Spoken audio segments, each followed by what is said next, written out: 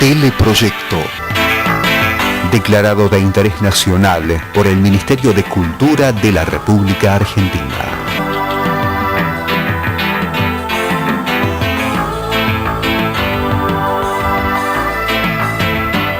Dirección General, Francisco Fasano.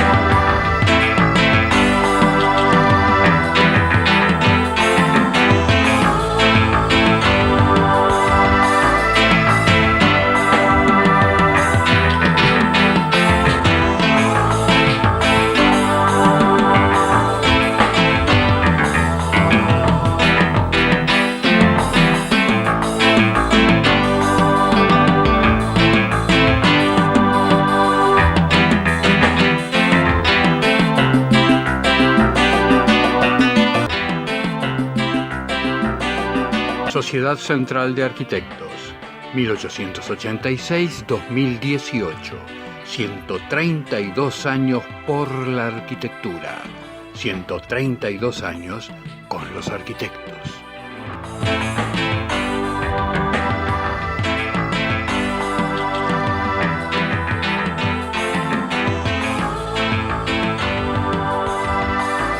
Ya podés ser parte de la Universidad de Morón, con más de 80 propuestas académicas, carreras presenciales y a distancia, con anexos en Capital Federal y Gran Buenos Aires. Informate al 5627-2020 o en www.unimoron.edu.ar.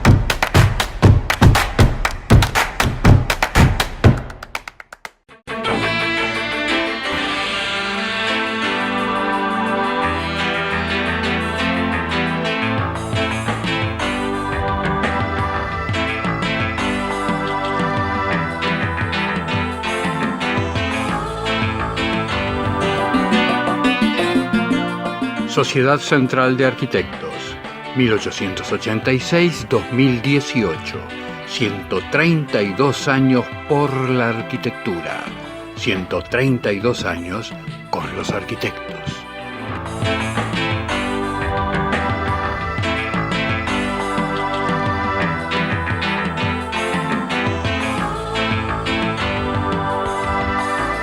Ya podés ser parte de la Universidad de Morón, con más de 80 propuestas académicas, carreras presenciales y a distancia, con anexos en Capital Federal y Gran Buenos Aires. Informate al 5627-2020 o en www.unimoron.edu.ar.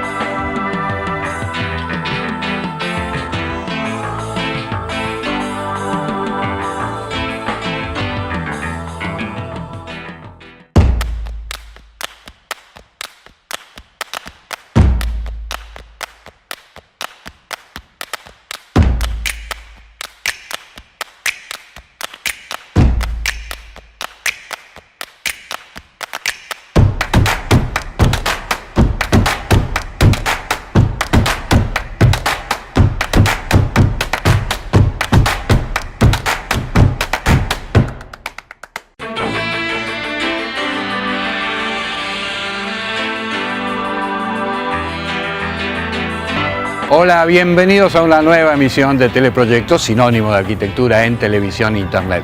Desde 1991, compartiendo con todos ustedes, semana a semana, ininterrumpidamente, la actualidad del ejercicio profesional en diversas partes del mundo. Organizado por el Taller Sudamérica de la FADU, que lidera el arquitecto Marcelo Vila, estuvo en Buenos Aires en 2017 el destacado profesional paulista Milton Braga. Teleproyecto Arquitectura Audiovisual lo entrevistó horas antes de su presentación en la Facultad de Arquitectura para que nos adelantara cuáles serían los temas que abordaría ante los alumnos. Es Marcelo Vila quien comienza la entrevista historiando los orígenes del Taller Sudamérica.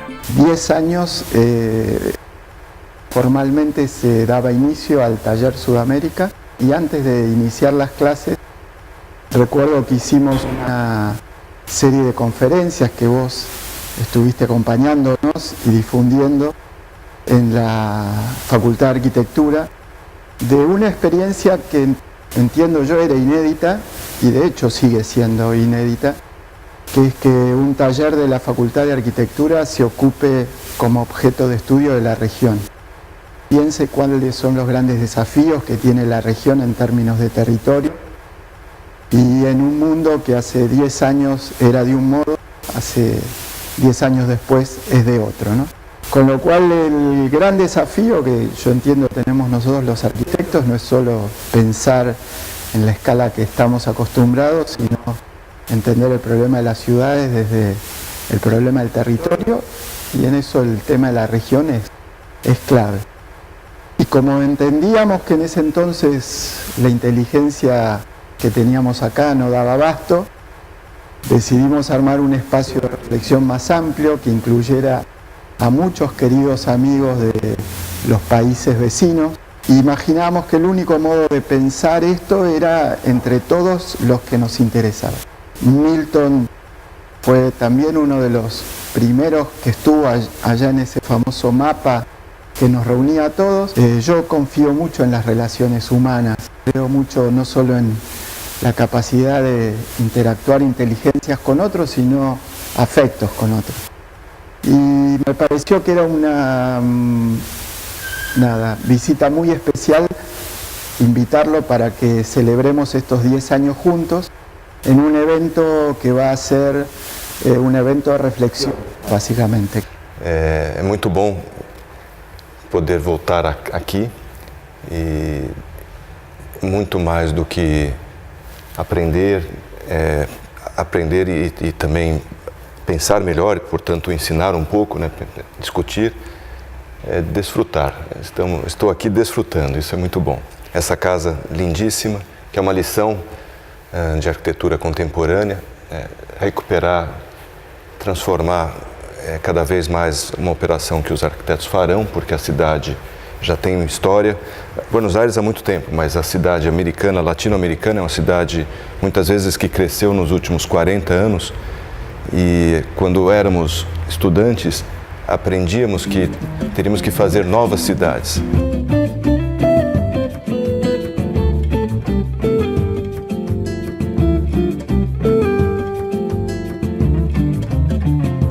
Vou mostrar projetos que tem como principal tema a cidade, muito mais que o edifício. Acho que a minha relação com o Taller Sudamérica é porque eu sou um arquiteto que, tanto na atividade profissional como na atividade acadêmica, tenho como maior preocupação a cidade. Então, minha maestria, meu mestrado é sobre o concurso de Brasília, que é uma experiência latino-americana importante para todos nós, não para repetir, para aprender com ela, de pensar o território, muito mais do que pensar uma nova cidade. Ali se tratava de pensar a ocupação do território brasileiro.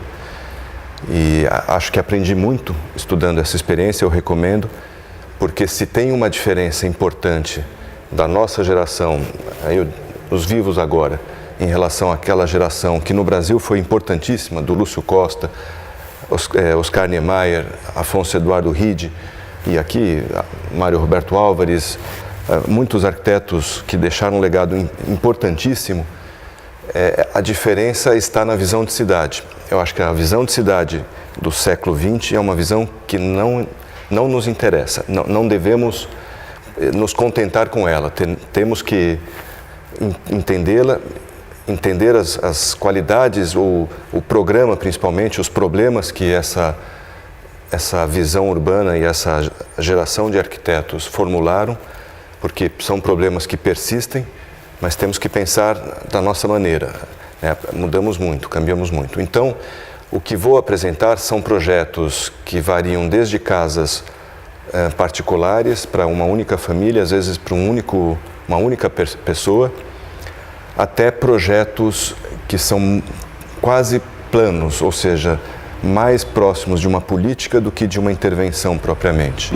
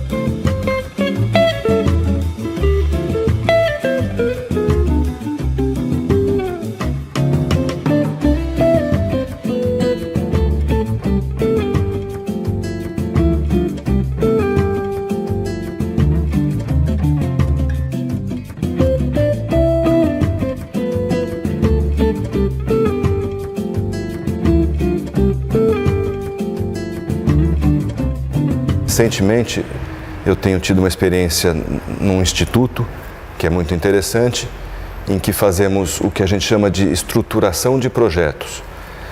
A estruturação de projetos é não apenas resolvê-lo tecnicamente, mas também resolvê-lo politicamente. Essa, por exemplo, era uma dimensão pouco importante há 50 anos atrás para aqueles arquitetos que fizeram coisas tão incríveis. Não sei se é verdade, mas eu me sinto o mais Sudamérica dos paulistas, porque o Tajer Sudamérica tem essa atenção com o território que eu tenho também. E tenho isso um pouco por história pessoal. Meu pai era um engenheiro, foi um engenheiro importante, projetou muitas pontes de São Paulo. Uma famosa ponte no Rio de Janeiro, que é o Elevado do Joá, que é uma que acompanha a costa carioca, e sempre fez projetos de grande escala e várias disciplinas envolvidas. E talvez por essa influência, mas também pela influência do Paulo Mendes da Rocha, que é outro pai, um segundo pai, de certo modo, com quem trabalhamos muito. Meu escritório, o MMBB Arquitetos, vou mostrar o Museu Nacional dos Coches, que fizemos juntos.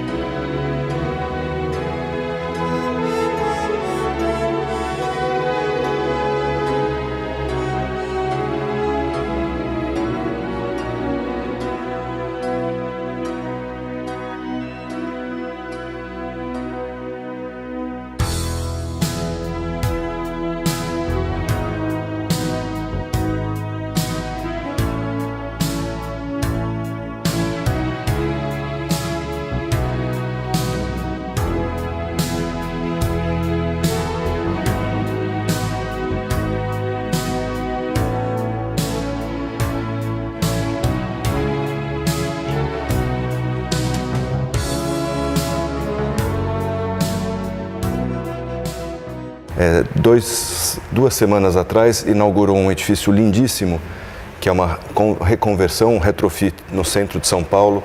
Paulo também é quase um engenheiro. São arquitetos que tem muita afinidade, muito interesse pela engenharia, pela técnica. E o Paulo resolve logo qualquer tipo de angústia quando ele diz, conforme vários críticos também já disseram, que arte e técnica no fundo é a mesma coisa. Então, quem gosta muito da técnica não precisa se preocupar, porque não está se afastando da arte. A arte e a técnica andam juntas, isso é seguro.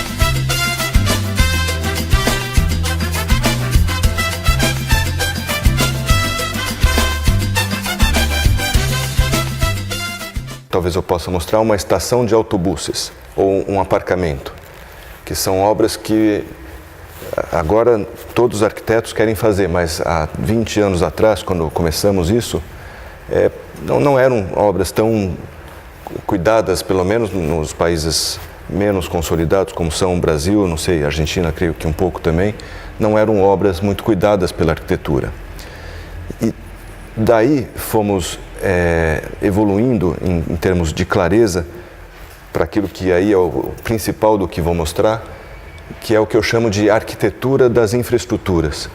Porque no Brasil, mesmo o meu pai foi um engenheiro que fez só engenharia, tratou as infraestruturas urbanas como por engenharia, como artefatos que têm como objetivo cumprir, realizar apenas um efeito técnico, ligar um ponto com outro, no caso de transportes, ou conseguir acomodar a água, no caso dos sistemas de drenagem, e estruturas de grande escala, muita presença na cidade, e que quando são feitas assim setorialmente, acabam quase sempre sendo um problema urbano, embora uma solução técnica de um sistema urbano, mas no geral um problema urbano e não uma solução.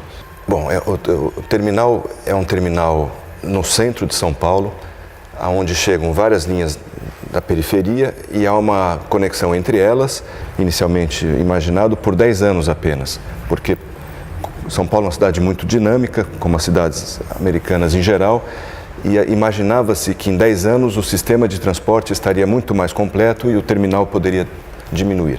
Então, de início, fizemos o terminal em estruturas pré-fabricadas que pudessem ser reaproveitadas em pedaços menores em outras partes, porque o terminal diminuiria. Ele não é uma coisa muito boa para a cidade, ele é muito grande e tira uma parte de um parque que no passado foi muito importante e que hoje está temporariamente perdido, espero um dia recuperar, que é o Parque Dom Pedro, bem no coração da cidade. A segunda coisa que eu acho que é lindíssima e junta nos dá aquele conforto de pensar que arte e técnica andam juntas, porque pensamos que a maior beleza desse terminal seria fazê-lo completamente plano, para que os ônibus pudessem andar sem motor quase, como se as pessoas com um dedinho pudessem empurrar os ônibus, em vez de fazer um terminal com muitas formas. O grande atributo formal desse terminal era ser plano, para que os ônibus rodassem perfeitamente, como um avião no aeroporto. E em função dessa ideia, essa visão geral ainda não muito racionalizada, fizemos um terminal que é muito regular, pensado muito mais pela técnica, pelos significados, confiando e sabendo, desde logo, que a técnica é tão potente na construção de significados quanto as outras abordagens da arquitetura, né? Por exemplo, essa do ônibus que não faz barulho. A garagem é assim também, muito regular, para que alguém que a conheça de pronto, assim, logo compreenda como ela funciona, é uma garagem pública e possa usar.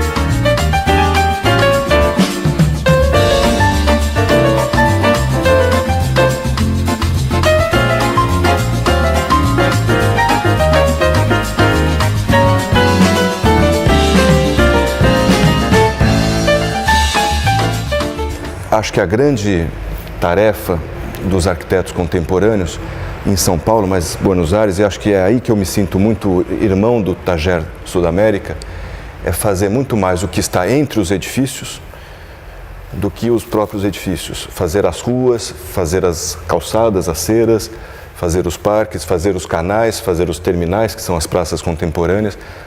Porque eu contava, a infraestrutura, quando feita só por engenheiros ou como um problema setorial, não constrói espaço público. Mas se pensarmos cuidadosamente, veremos que todo o espaço público é feito de infraestruturas. A rua, a CAGE, é um canal, é parte do sistema de drenagem, a parte capilar do sistema de transportes. Toda viagem intermodal começa com um tênis ou um sapato na calçada. Isso dito é óbvio, mas muitas vezes essas coisas não são pensadas como espaço público. A infraestrutura não é vista por todos como tem que ser vista por todos, a matéria do espaço público. Então essa eu acho que é uma investigação importantíssima, porque quando falamos de infraestrutura, falamos de sistemas, mesmo que estejamos tratando de um ponto, temos que compreender toda a rede a que esse ponto pertence, e isso tem sido a razão maior, talvez, dessa aproximação com o Tajer Sudamérica.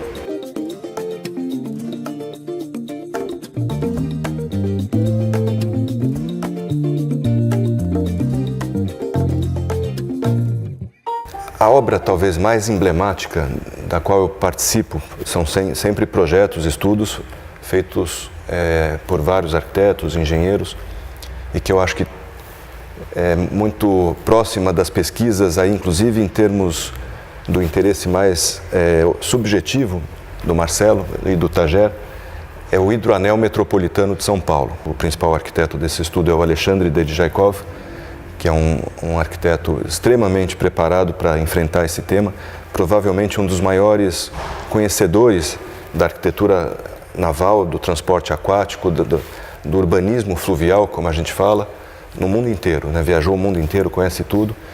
E na Faculdade de Arquitetura e Urbanismo da Universidade de São Paulo, onde eu sou professor faz 15 anos, estamos agora estudando o Hidroanel Metropolitano de São Paulo, que é um exemplo muito claro disso que eu falava, e aí mais nesse sentido que as pessoas atribuem à infraestrutura, ou seja, da grande obra, da grande infraestrutura.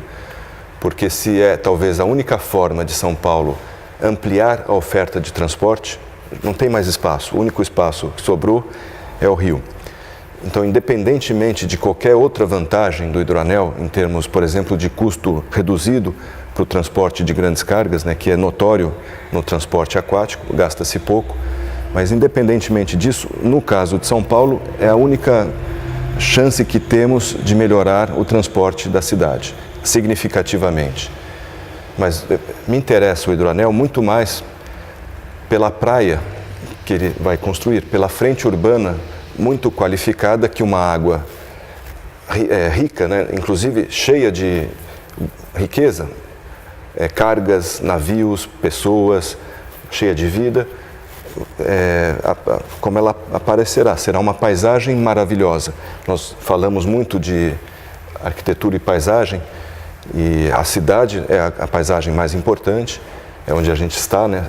A Argentina é 90 e tantos % urbana, é o país mais urbano do mundo, se eu não me engano. O Brasil é 85, 86. As pessoas moram na cidade hoje em dia. Portanto, a cidade tem que ser o lugar mais prazeroso o possível. E numa cidade onde a natureza não é exuberante como em outras, Rio de Janeiro tem uma natureza que faz dela uma cidade maravilhosa, apesar do que fizemos até o momento. Mas São Paulo não. Se não for uma arquitetura, uma engenharia impecável, não será uma cidade boa. E o hidroanel é a nossa grande chance de fazer de São Paulo uma cidade invejável. Uma cidade... Buenos Aires é uma cidade invejável, né, com espaços públicos maravilhosos.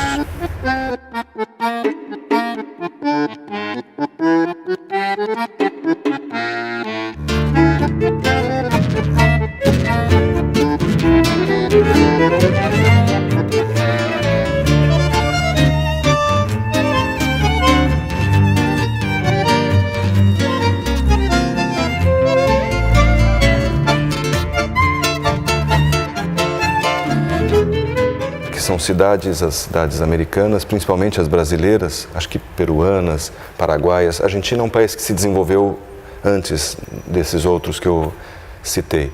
São cidades que têm 20, 30 anos, são muito precárias ainda. Sobretudo no Brasil, o mais importante agora para nós é desenhar o que está entre os prédios.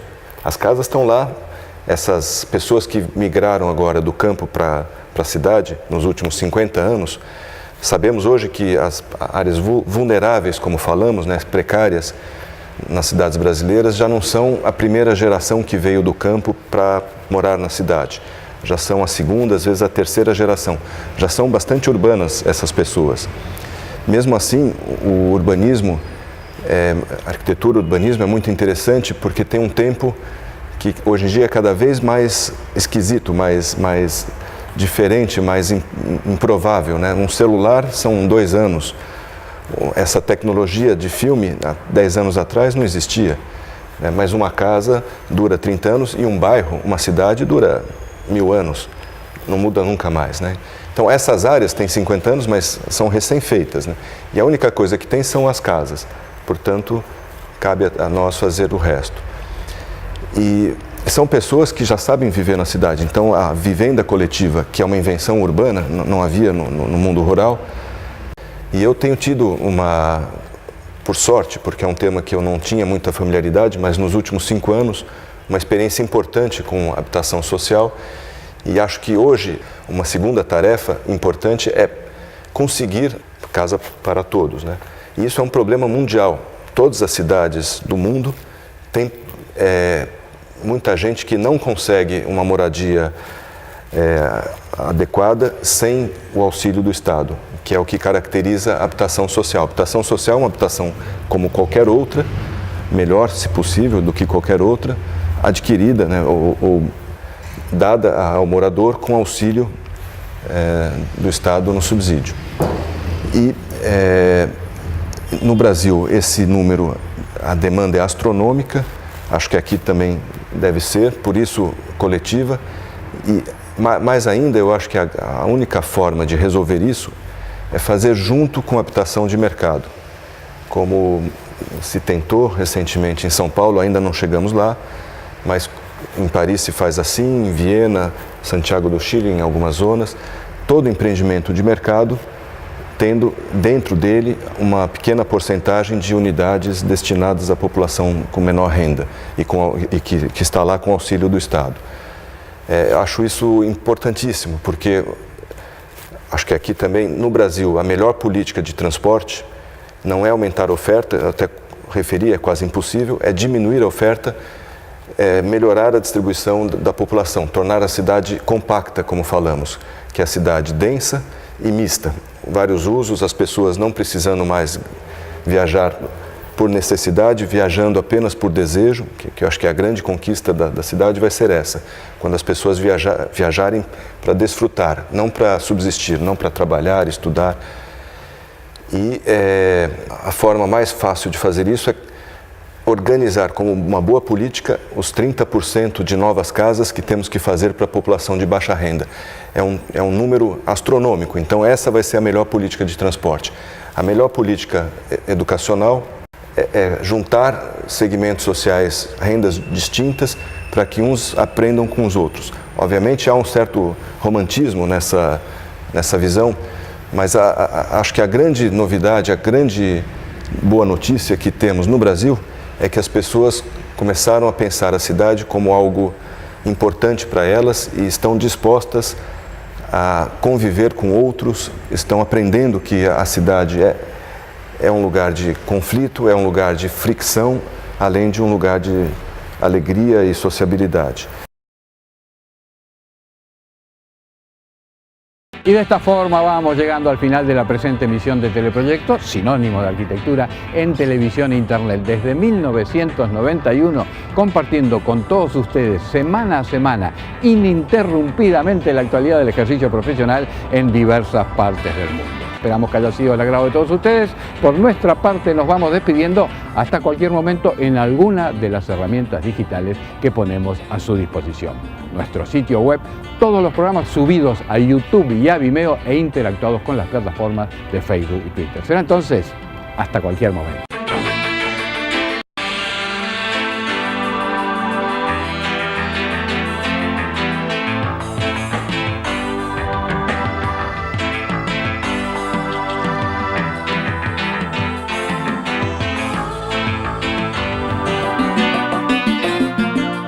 Sociedad Central de Arquitectos, 1886-2018, 132 años por la arquitectura, 132 años con los arquitectos.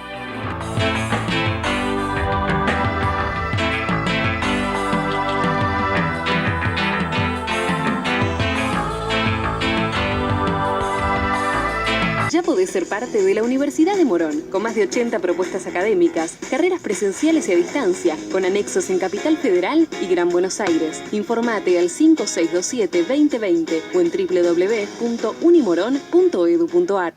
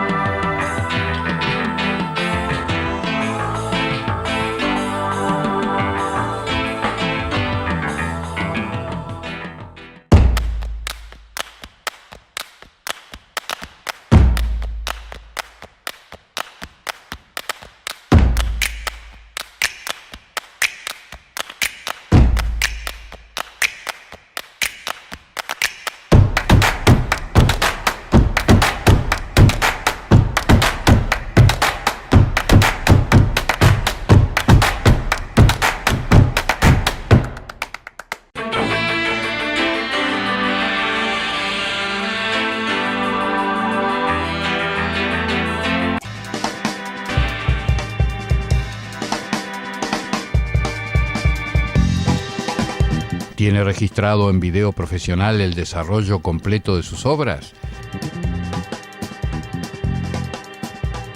Desde Teleproyecto, la empresa con mayor experiencia en filmar arquitectura y construcciones, ponemos a su disposición nuestro departamento de seguimiento de obras en video.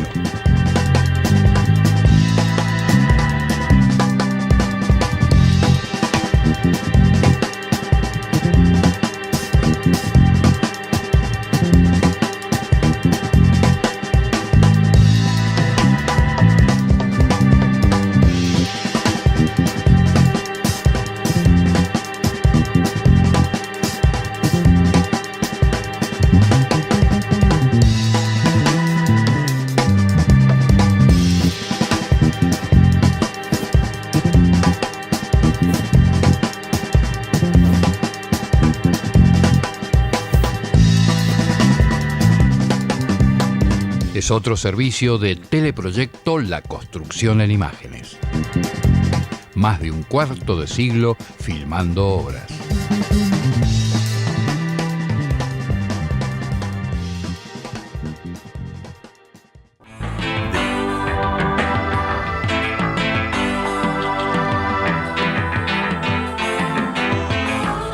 Fue una producción de Teleproyecto, www.teleproyecto.com.